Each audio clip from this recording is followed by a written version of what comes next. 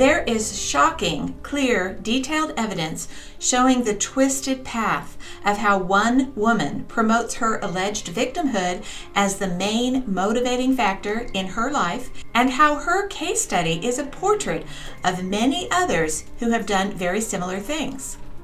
It's vital to explain with a case study exactly how the victimhood mentality has been used and has led women, and men in some cases, to be either fooled by the repressed memories movement or to use this movement to their advantage. There are three main reasons this happens.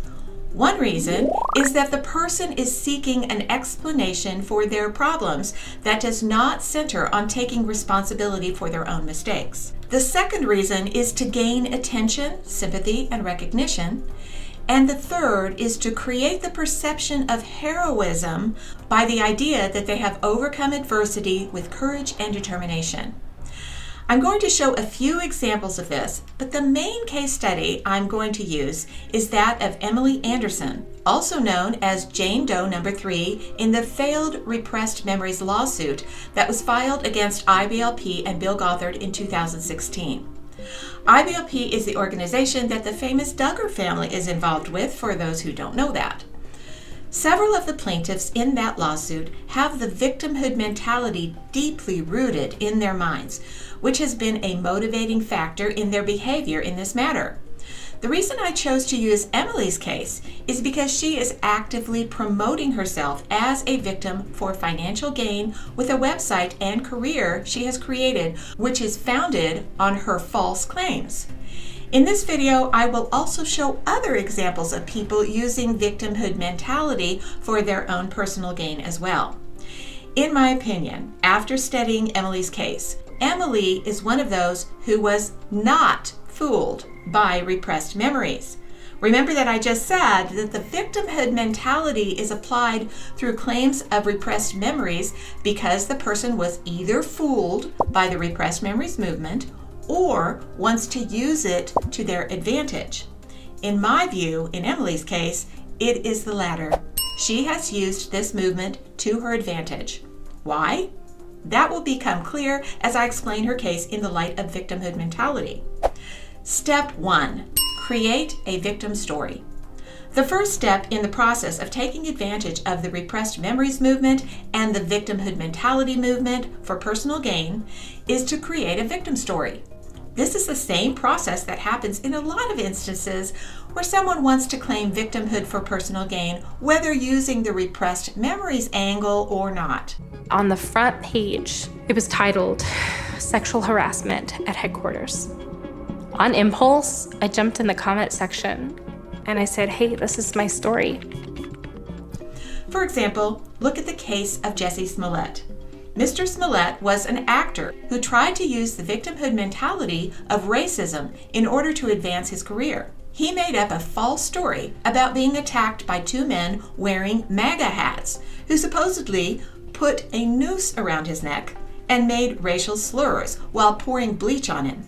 It was all a lie in order to claim victimhood due to racial persecution. When police got to his apartment, they said a noose was still around Smollett's neck. He told them he was also doused with an unknown chemical, and officers said they smelled bleach on his clothes. In a now-deleted Instagram post by Empire co-creator Lee Daniels, Smollett appeared to have an abrasion on his cheek. The attacker masked, and he said, "This MAGA country punches me right in the face." So I punched his ass back. And then we started tussling. You know, it was very icy. And we ended up tussling by the stairs. Fighting. There was a second person involved who was kicking me in my back. And then it just stopped. Human beings work on incentives. No one would do something if they didn't think that there was going to be some kind of benefit to it. And I think that benefit can be understood by the fact that in today's day and age, victimhood is glorified and it can gain you a lot of popularity as well as power. In the case of Smollett, there were reports such as this one from The Guardian that stated that Smollett had made up the attack to advance his career. Chicago police superintendent said at a news conference that Smollett took advantage of the pain and anger of racism to promote his career. Step 2. Add as much drama as possible. As you can see in the Smollett victim story, drama was added with a noose being put around his neck, racial slurs, and bleach being poured on him. Another such case of creating a false story using victimhood mentality was that of Sherri Papini. She used the empathy of the public towards victims of violence against women to try to pull off a kidnap hoax with herself being the kidnapped victim. A newly released video shows a Northern California mother who claimed she had been kidnapped, confronted with the proof that she made the whole thing up. The video, released Tuesday, shows Papini accompanied by her husband sobbing at times when confronted by police over the false claims that she was kidnapped in 2016 by two Hispanic women whom she says beat her, when in fact she, with the help of her ex-boyfriend James Reyes, inflicted the injuries on herself. The reason why your nose got broke is because you held the hockey stick to your face and he forced it into your nose. For 3 weeks, Papini's disappearance sparked a media firestorm and a massive community search. When she was found, she spoke of being tortured and branded. In a post on Harley Mental Health blog, a writer explained why a person would claim victimhood, which clearly described why Sherri tried to pull off this hoax. Here are some of the points explaining the reasons for people to make these kinds of false claims. When people make these kinds of claims, you don't have to take responsibility for things. You have the right to complain and receive attention. Others feel sorry for you and give you attention. People are less likely to criticize or upset you. Others feel compelled to help you and do what you ask for. You can tell stories about the things that happened to you and seem interesting. In the case of Sherri Papini, she went so far as to beat herself up, have herself branded, and starve herself to look like she had been horrifically abused, all in order to gain sympathy and mask her extramarital affairs.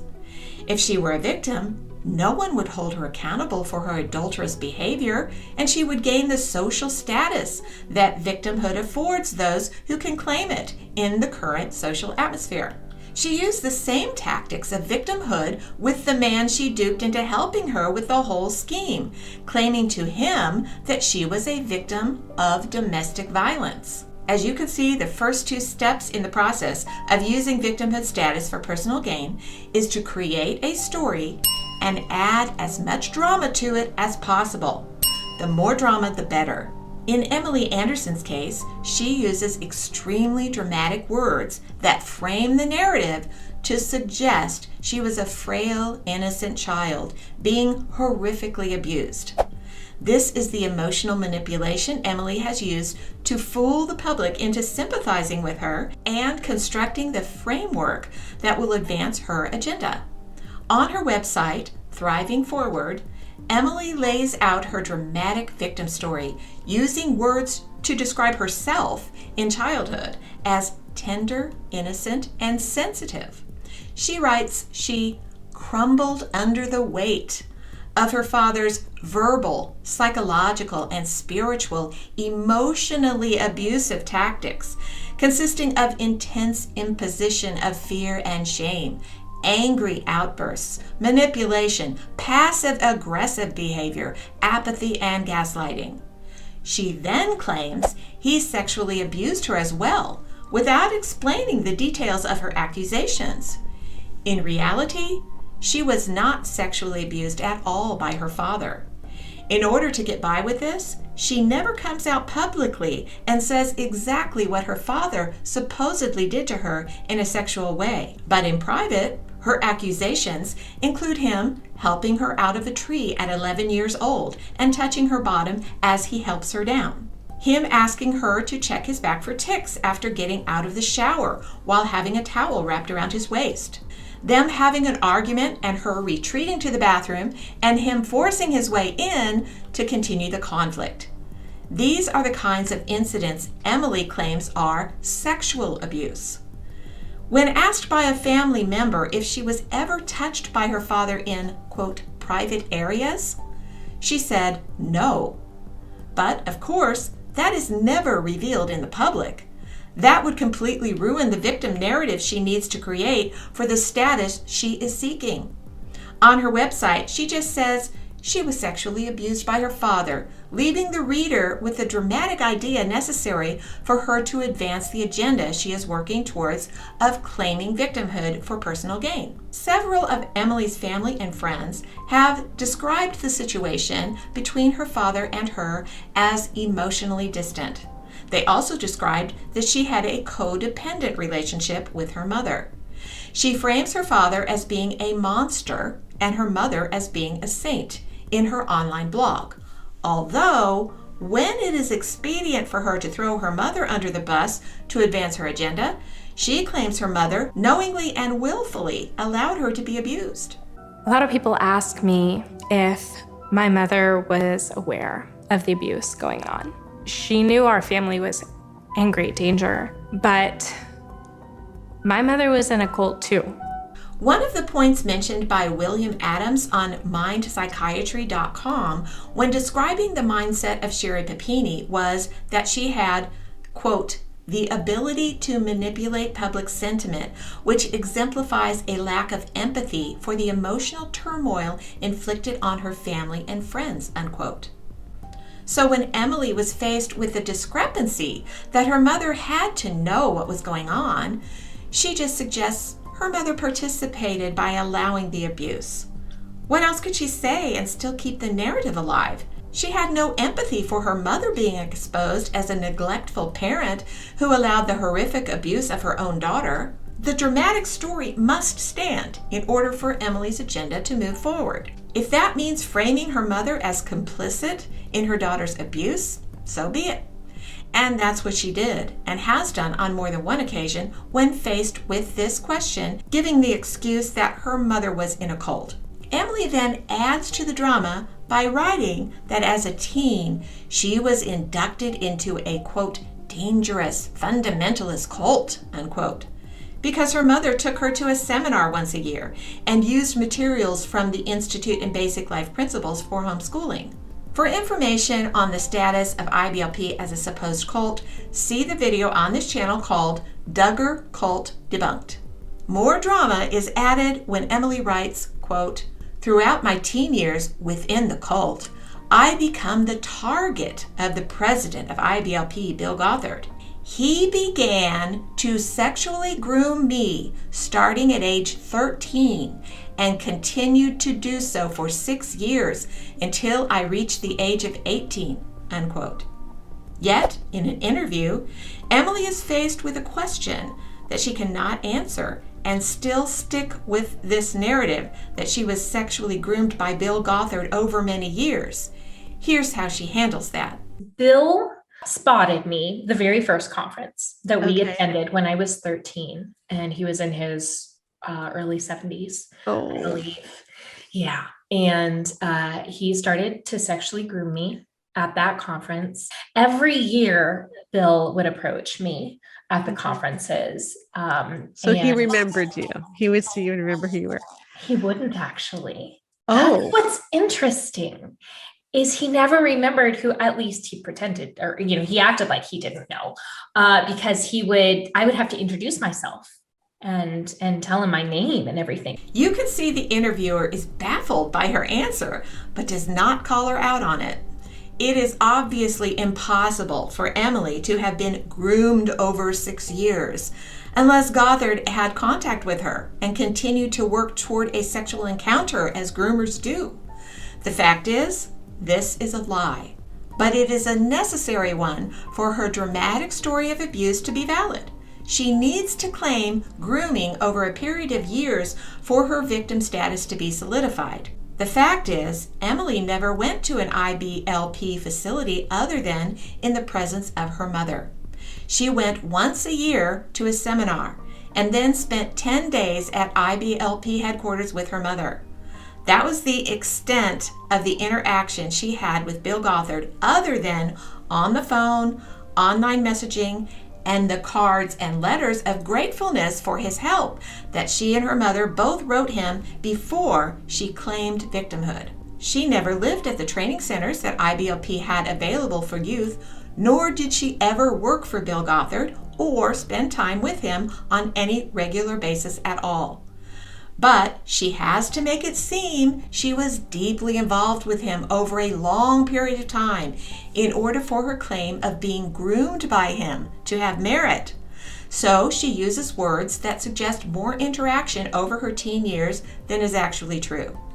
As you can see, she is working very hard to create this victim story by using lies and misrepresentations to fulfill the steps necessary to advance her victim status. She also uses true things in the mix, but dramatizes them as much as possible to solidify the hardship and adversity in her story.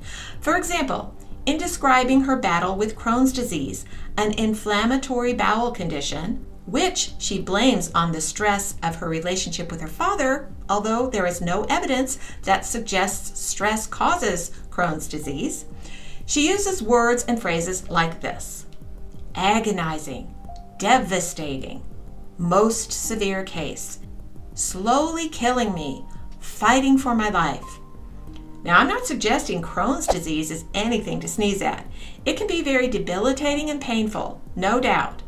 But as you can see, the point here is to dramatize it and use it as an added reason for people to see her as a victim and then a hero, which is the next step in the process of using victimhood mentality for personal gain. You can see it in the pictures of herself she posts online. Think about what someone would have to do to set up these photos, or even for them to be taken, and then what image she is trying to create about herself by posting them on her online profiles and feeds. When describing herself reaching adulthood, she describes the alleged abuse she suffered with words and phrases like these: destroyed my physical body and emotional state, a broken woman, stunted my emotional growth, layer upon layer of pain, PTSD, violent dreams overwhelmed. To further frame herself as an adult victim, she describes her marriage this way, quote, as an interabled couple, we must learn how to manage the physical aftermath of my abuse as I live daily with chronic pain, extreme fatigue, and other debilitating symptoms, unquote. By using the word interabled, she is suggesting that she is disabled by the horrific abuse she suffered, including Crohn's disease, which she again blames on her father, even though a stressful relationship with a parent does not cause this disease. Step 3, turning victimhood into a case for heroism. Once the victim story is complete and the drama is ramped up as high as possible, the person using victimhood status can then turn the tables and use their story to frame themselves as an overcomer, a hero in the eyes of others, because they bravely conquered the fierce battle with the fiery dragon of abuse. In Emily's own words, to describe herself as an abuse survivor, she uses words and phrases like, I made my first brave attempt at seeking professional help. With that small act of courage, that tiny spark in me was lit. Intense counseling. I continued to push through. I never stopped fighting for healing. Burning desire to help others. As you can see, she uses words to describe herself as brave and courageous. Thus, she is a hero that has overcome it all and now can move forward to use her expertise and experience as a survivor of abuse to save other victims. As you can see, Emily has used the victim mentality and gone through the steps necessary by creating a victim story, adding as much drama as possible, and then turning the tables to claim heroism due to her victim status. Another point made in the article I referenced earlier in mindpsychiatry.com is this, quote, failure to display genuine distress after the ordeal raises eyebrows about her emotional engagement during the process, unquote. As you can see in these clips I'm going to show next, there is no genuine distress when Emily describes what allegedly happened to her. She is obviously very happy at the attention she is getting when she tells her dramatic tales. In the first clip, which is her interview in Shiny Happy People Duggar Family Secrets, she acts like she is sad and dryly sniffles when telling the false story of her father abusing her at age 11. Again, according to those close to her, this is about the incident where he helped her out of the tree. When I was about 10 years old, my family really shattered apart. My father molested me.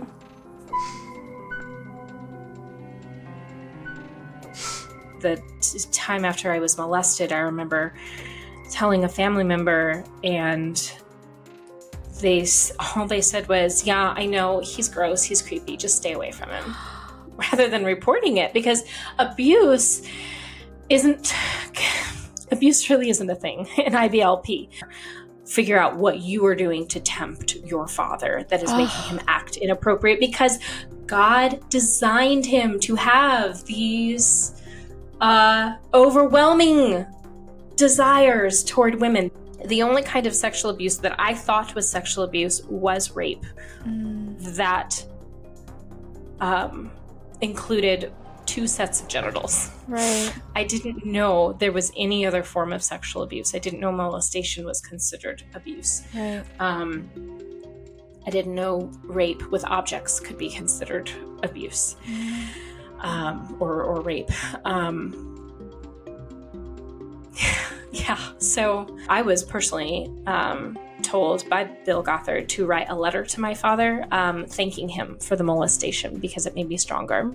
Oh my gosh, Emily. As soon as we arrived, I remember us walking into Bill's gigantic conference room, and he stood up and he's like, "Emily, this is the day I've been waiting for 6 years. You are finally here."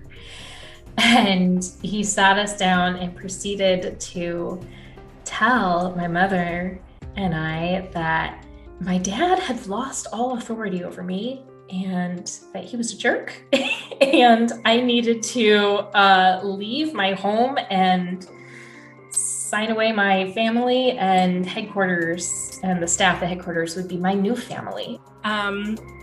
We go to Bill's office to meet with him for the first time. And we walk into his conference room. It's a huge table, and he's sitting on the end in his grand chair. And I start to walk up to him, and he stands up, and he says, "Emily, I have been waiting for this moment for 6 years. Oh my gosh. You are finally here." I think I'm going to throw up. First, he asked, "What do you want to do when you grow up?" And we were alone in a hallway. We were both passing each other in the hallway, and he just locked eyes with me and pulled me aside. And he didn't even ask my name. He just said, "What do you want to do when you get older?" And I loved horses at the time. And I said, "I want to train horses." And he nodded and said, "Okay." Now I want to make something very clear here. Real victims deserve to be heard, acknowledged, and supported. Real victims do not have to do this. They do not have to add drama to their stories, misrepresent or lie about the details, nor do they want to see themselves as heroes in the end. Real victims do not relish or enjoy telling what happened to them. They do so to help others in a sincere and genuine way. And many times, they do not want to tell their stories at all because it is too painful. And when they do, there's no glee in the telling. And finally, now Emily claims she is an advocate for victims. She has centered her life and fashioned a career around the false premise that she is a survivor of sexual abuse at the hands of her father and Bill Gothard. She uses this status to promote herself as a hero who can save others if they turn to her for help and advice. She is taking advantage of the fact that victimhood status is still seen as a virtue in this culture. But the tide is turning. Ben Shapiro, a famous commentator, said recently, quote, "A proper analysis of any case requires analysis of all the evidence, not just the parts from pre-existing narratives based on the first available information. Truth emerges when we are willing to revise our position in the light of new information." Unquote. People are beginning to get wise to these victimhood mentality tactics. This is happening as more and more false stories are being exposed in the public, like the Jussie Smollett story, Sherri Papini, and others, like even Harry and Meghan Markle's claim of a high-speed car chase in New York City with the paparazzi, Amber Heard's accusations against Johnny Depp, and most recently, the clear evidence showing that even George Floyd, the BLM martyr, was not a victim of murder at all, which the autopsy report as well as a mountain of other evidence shows. But instead, Derek Chauvin was a victim of mob mentality, the threats and fear put upon the jury, and groupthink. These stories, along with many others, including the false claims of abuse leveled against Jim Bob and Michelle Duggar and Bill Gothard, are making people take a second look when these kinds of stories surface. Evidence is what matters, and collecting it takes time and effort, which most people are not willing to invest. But in the end, true stories hold up to scrutiny. False ones fall apart. But that doesn't always mean people are willing to look at the evidence if it goes against their chosen narrative. And this is why people like Emily can get by with false victim stories and faux heroism. Why claims of repressed memories get traction in the public. And it is also why most people still believe Derek Chauvin and Bill Gothard, among many others, are guilty of crimes, when in fact, they are not. My hope is that Emily will come clean, tell the truth, and repair the damage she has caused in her own family, to Bill Gothard, and to others. Please remember to subscribe and share this video. The more you share, the more the truth will spread. Thanks for watching, and I hope to see you here next time.